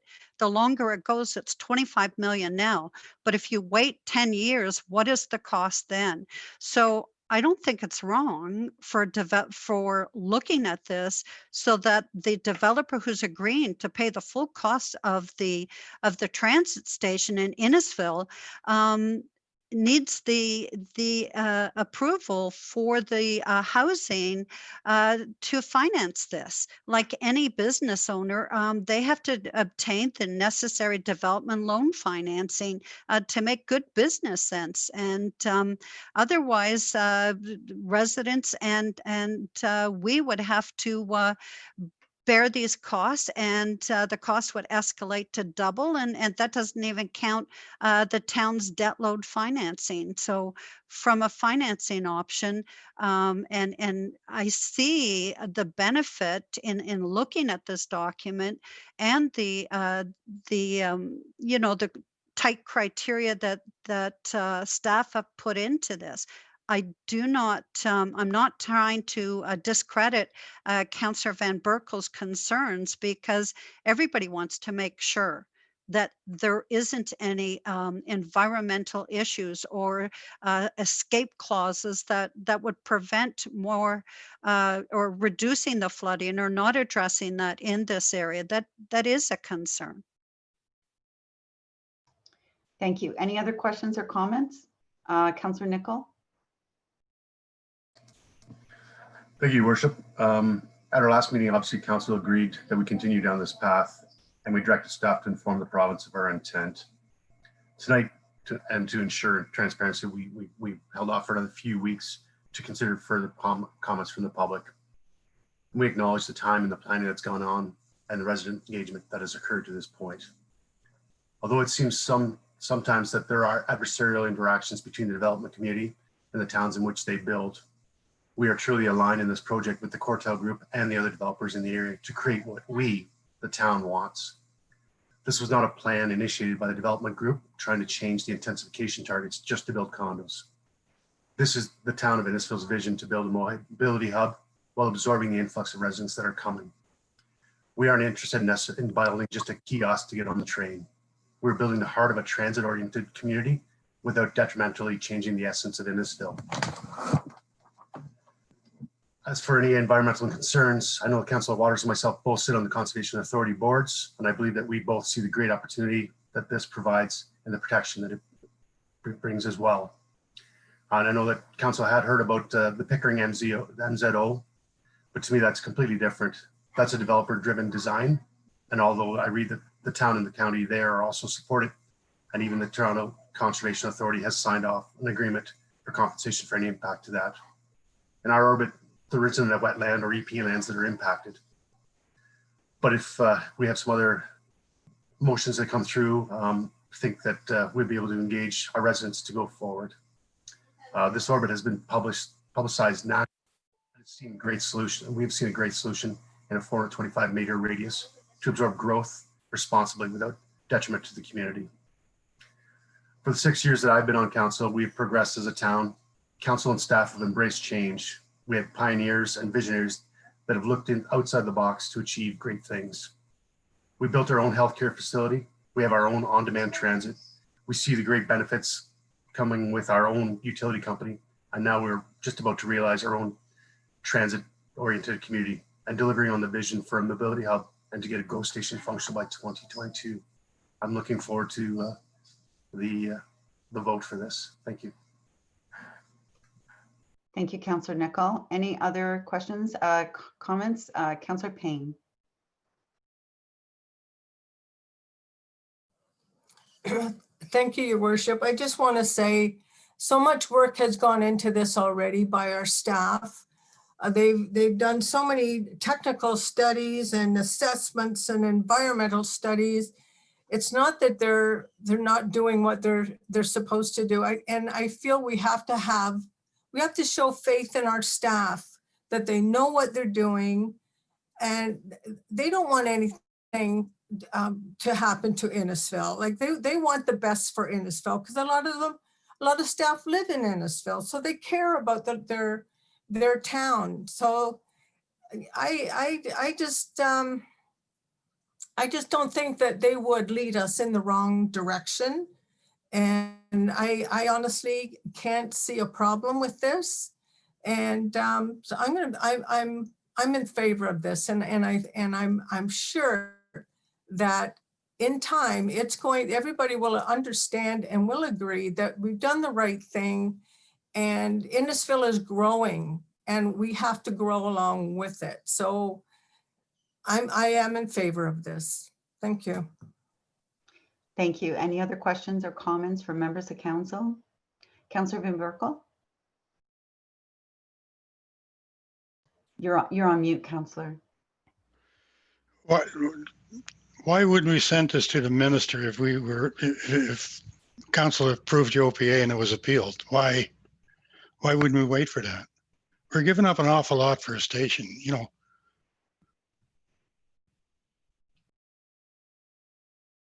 Mr. Kane, can you answer that one?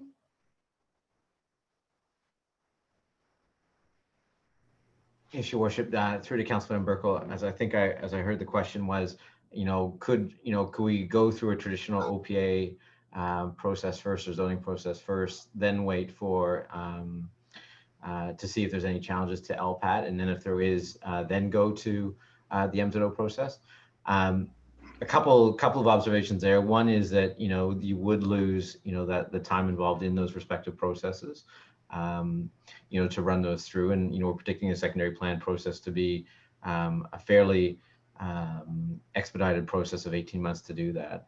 The second thing as well is, and it became apparent, and maybe the mayor may be able to fill me in on this a little bit more, fill us in a little bit more, is that the county did have a waste management facility being proposed that went through the regular process locally, and then went into an appeal situation. And when that happened, the county was looking at the tool of an MZO to possibly extract what is critical public infrastructure to allow that project to go ahead. And my understanding is that the response from the minister at the time was that they're not intending for MZOs to interfere or override applications already in the LPAT process. So for those two reasons, I applaud you, Councillor, for thinking of alternatives to this. But for those two reasons I just listed, I think the path that we're on is still the best one. Thank you. Thank you, Mr. Kane, for reminding me of that. I should have remembered because the meeting with the minister asking for it was in August, and he said right there with unequivocally, once it's in the LPAT system, he wasn't interested. He also has been this minister anyway has been very clear that if it's in the green belt, it's a no, and if it's not something that council approves, it's a no. Those are the two criteria to get it on his desk. We've been steadfast with this vision, all of us, since November of 2019, where we unanimously all spoke. And so it's not the vision that's the issue, because I know that there are people who, don't like the vision. So, the MZO is the problem. But there's also people who just, principally hate MZOs. And I totally get that. But we don't have the power to decide whether or not the province uses an MZO. The province does. There's 444 municipalities. So instead of advocating to all 440 municipalities not to use them, if you really think they're horrible, advocate to the province to have it removed from the Planning Act. Would be easier than trying to advocate for all 444 municipalities not to ask for one. But having said that, the vision is not the issue. And I think there is some confusion with some of the comments I've read. There's people who don't like MZOs just because they don't like MZOs and they have no clue what our project even is. They live in Toronto or Keswick. And then there's other people who, I want to stop the MZO and I'm not going to be, I want to stop the orbit, and I can't stop the orbit if I can't appeal the decision. So, and then there's everything in between. It's not, but I can tell you, or I can tell the public that the vision of the orbit, which came out of a strategic planning session, is something that this council has been 100% behind for a year now. And we had a letter on desk that night from Minister Clark, who encouraged us.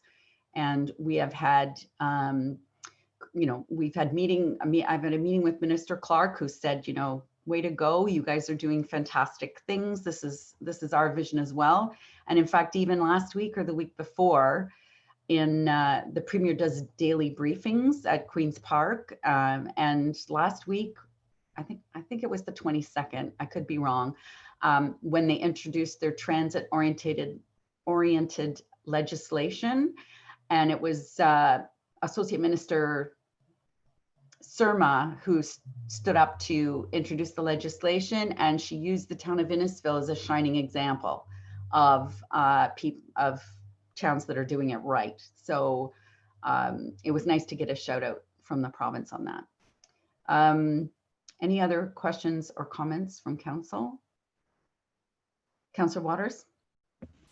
Thank you, Worship. I'm just going to state that, because I have a strong environmental background and I've been advocating environmental positions for 30 years, I don't take this decision lightly in terms of the MZO. But fortunately, I have so much hope for what the orbit can be in terms around its sustainability opportunities, that I have faith that the staff have built into the process all the regulations, all the meetings, all the interactions with the public to allow this to go forward in an environmentally safe and sustainable way that we envision. So I say I don't take this decision lightly, and I know I'm going to be labeled as a traitor or something, but I think the outcome, the sustainability issues around this opportunity for us sets the stage for other communities to see what we've done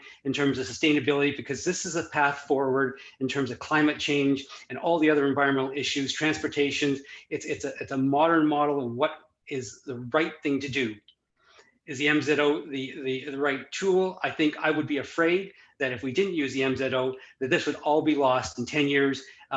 Regular development would be sitting there and we would say we lost the opportunity. So I am in favor of using the MZO for good, And I think the good is a sustainability opportunity that this development provides in Innisfil. Thank you. Thank you, Councillor. Any other questions or comments? Councillor Seti, you said you had a amendment? Thank you, Your Worship. I do have an amendment because I'm first off, I wanted to say that I feel more comfortable as well with listening to Councillor Waters with his background and the input that he's providing to this. But I prepared an amendment. My seconder is Councillor Nicol. And the reason that I have this amendment is to address the concern that we are bypassing the environmental control for the town. And I just want to, I think this will reassure our residents more and possibly council as well, that it amends the process, and the amendment is before you. And just going over that, if I may read that, Your Worship. That council, number 6, that council directs staff to have community consultation regarding future site plan applications within the land shown in the TOC, which is the, it is the transit-oriented Circle 1, transit-oriented Circle 2 zones, over and above the minimum requirements for site plan applications under the Planning Act, and that any community feedback is considered prior to approval. The second one is that for the purpose of the site plan approval for the orbit, this is applying to the orbit, that within the land shown on the transit-oriented Circle 1 and transit-oriented Circle 2, the council is considered to be the approval authority under section 3.1 of the town site plan control bylaw 135-117. So I had to get the bylaw number from staff, but what this allows is that this then, the site plan process, comes to council, that council has the authority, that the public will have an opportunity for feedback, and that we will have, I think assures residents that there's more control happening through the town, and this doesn't just slip by us. So just hoping that council would be pleased with this. Questions? Thank you. So it's been duly moved and seconded. So any questions or comments on the amendment? Councillor Waters?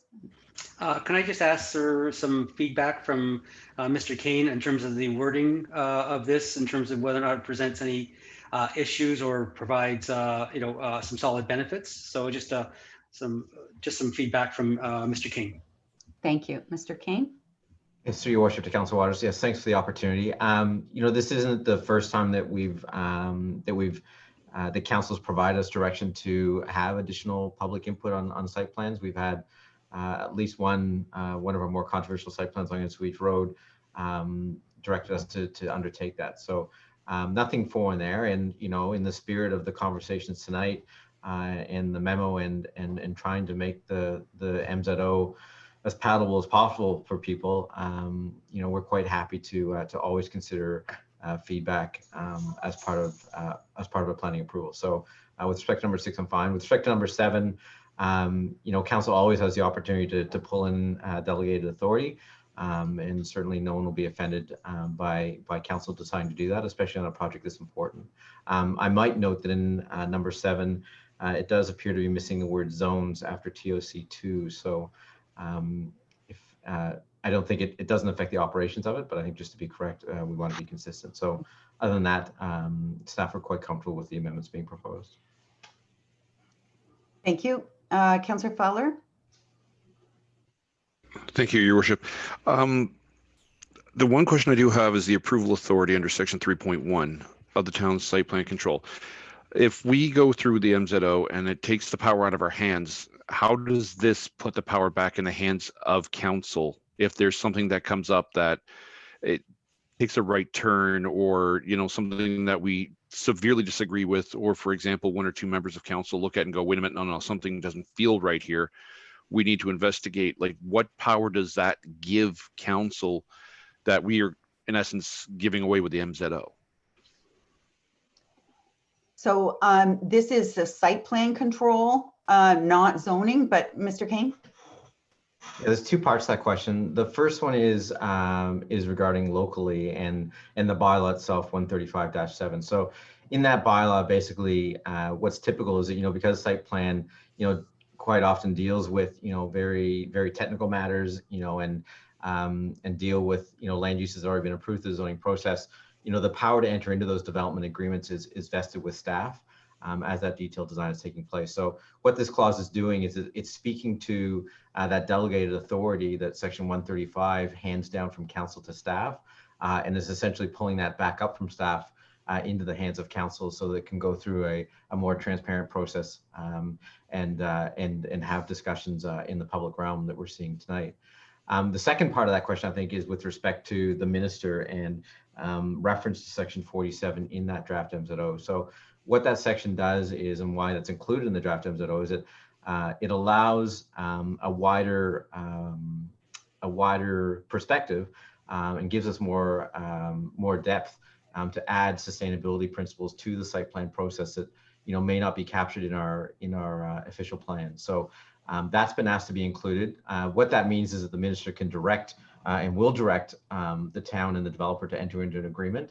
What number 7 is suggesting, or what it would operationalize, is that when that agreement is at the point of signature, that's coming back to council as part of that site plan approval.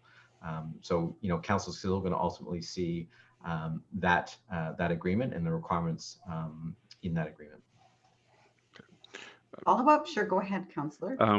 So the reason I'm asking this is because a lot of the concerns that we're hearing is environmental in nature. So when the site plan comes back, if there's a significant issue that arises, you're saying that council has the ability to say that, even though the zoning is dedicated to this particular thing, we can not move forward until this particular issue is resolved if council as a whole decides to address that particular situation.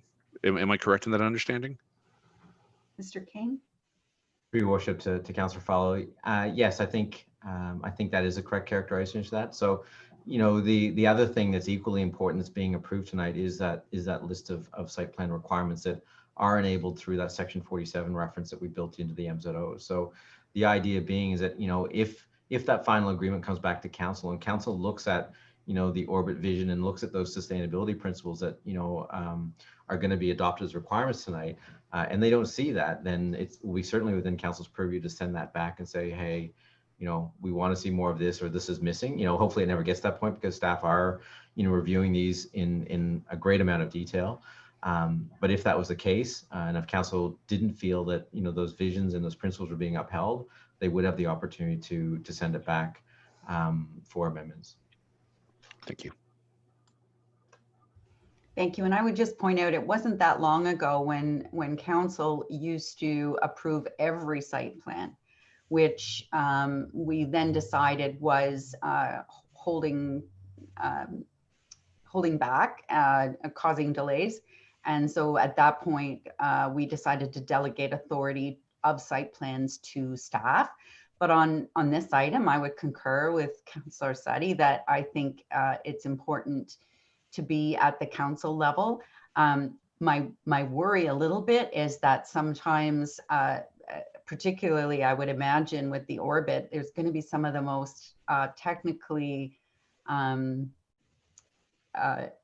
difficult site plans to understand, and probably some very intricate details that I'm sure will be over my head. But if it's things like, slopes of the degree in the parking garage, or, the turning radius of a certain road, I'm not going to be able to, but I definitely trust staff to go over all those details. But at the same time, if we're hearing from people, there's not enough trees, well, that's something, that we could say, no, it's not green enough, or or, you know, the sustainability isn't there. Like those are the types of things we could add, I think, as council more broadly, rather than to get into the nitty gritty detail about, you know, whether it's 1 centimeter or 2 centimeters. Councillor Sadi?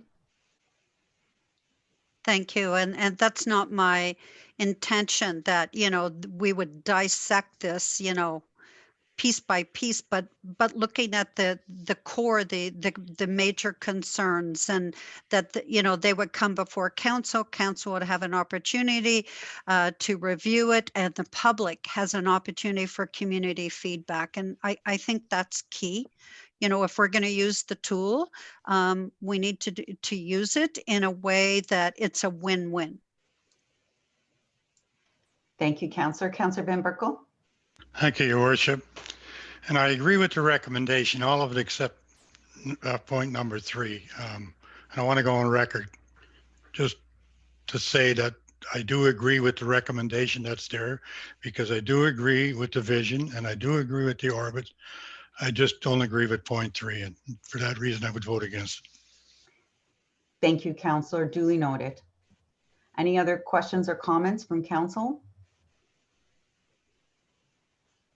So I'm ready to call the vote, if that's all right with everyone. Mr. Parkin? Just wanted to note if we can vote on the amendment, and then we'll go back, and I think we've got a slide ready with the motion as amended. We can vote on that. Very good. So we have a move. It's been duly moved and seconded by Councillor Sadi and Councillor Nichols. So we're voting on the amendment, items 6 and 7. All those in favor? That is unanimous. And now we will go to the motion as amended.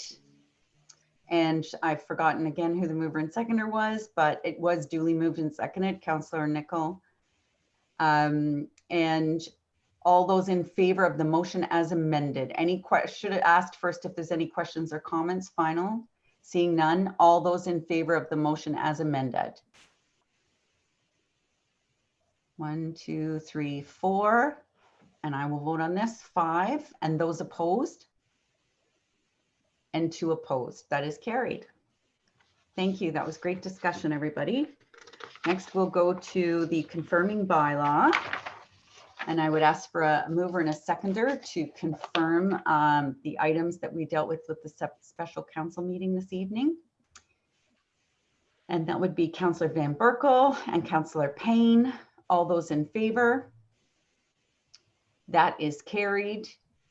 And next is our adjournment. Before we adjourn, I just wanted to say thank you to all of staff for the years of work, not only on the mobility orbit, but also on the 2-year budget, getting that to us, because we've got 3 or 4 weeks of very hard work, but they've already done 3 or 4 months of very hard work to get us to this place. So for all of staff, thank you. I appreciate it. And anybody who wants to turn their camera on, we'd be happy to look at you before we adjourn.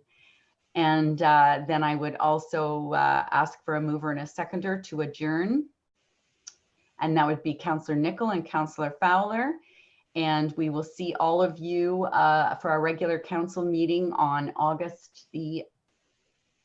November the 11th. Thank you very much, everyone, and have a good evening.